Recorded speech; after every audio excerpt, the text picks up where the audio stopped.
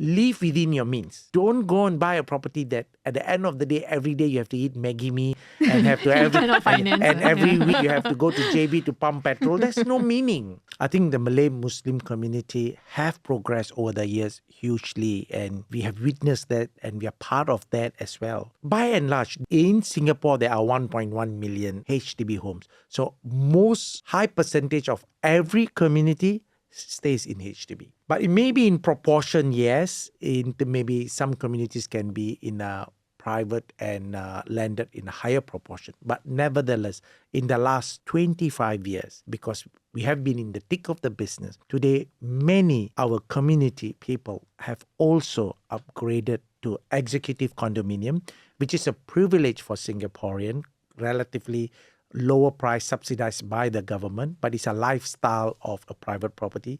We have got many of our community have also upgraded to private properties. We know of our community people who are staying in not only terrace houses, semi-detached and bungalows. Yes, it's a choice for every individual. Therefore, that's a very good part of the progress. But on the other hand, I can also say there is also another spectrum or the group of people in our community who may be not too ambitious. And that's not wrong or right, because I also totally do not want to put buying the biggest property is the benchmark of success. What's most important is anybody living a life meaningfully, purposefully, and having a happy home under a roof. If that HDB can provide that, why not? That's perfectly all right to me. But on the other hand, if any one of us who can afford it and who have a desire, I think it's the right thing to do is to upgrade.